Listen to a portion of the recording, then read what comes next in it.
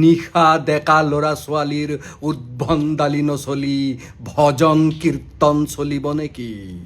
যিখন সমাজত শাসকে অন্ধবিশ্বাসক নিজে প্ৰমোট কৰে, সেইখন সমাজৰ ডেকা ল'ৰা ছোৱালীৰ মানসিক অৱস্থা গোল্লাই নগৈ মহাকাশলৈ যাব নেকি?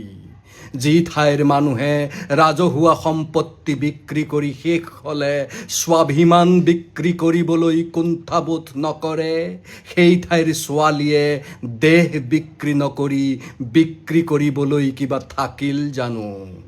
ডেকা ল'ৰা ছোৱালীহঁত গোল্লাই গ'ল বুলি চিঞৰাসকলে ওপৰলৈ এবাৰ থুৱাই চাওক। কবিতাৰ শিৰোনাম গোল্লাই যোৱা ল'ৰা ছোৱালী, কবি চাংকু নিৰঞ্জন বাবা।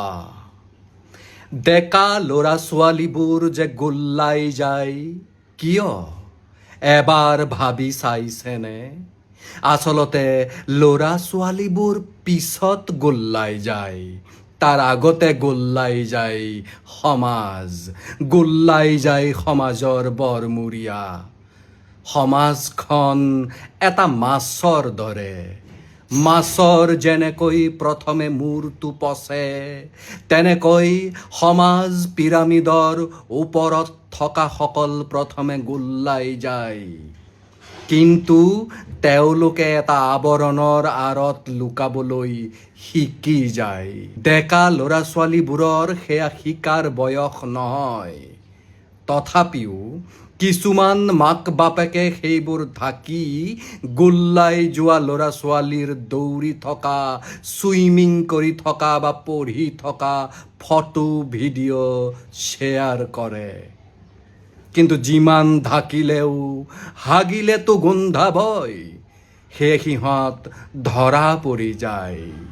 যিখন সমাজত পুৱাৰ পৰা গধূলিলৈকে ঘৃণাৰ ৰাজনীতি চলে, সেইখন সমাজত নিশা ডেকা ল'ৰা ছোৱালীৰ উদ্ভণ্ডালি নচলি ভজন কীৰ্তন চলিব নেকি?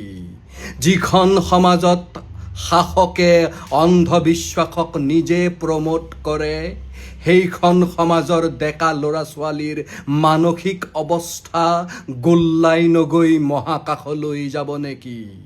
যি ঠাইৰ মানুহে ৰাজহুৱা সম্পত্তি বিক্ৰী কৰি শেষ হ'লে স্বাভিমান বিক্ৰী কৰিবলৈ কুণ্ঠাবোধ নকৰে, সেই ঠাইৰ ছোৱালীয়ে দেহ বিক্ৰী নকৰি বিক্ৰী কৰিবলৈ কিবা থাকিল জানো?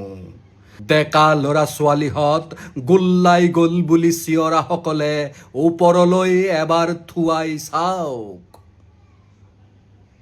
ধন্যবাদ।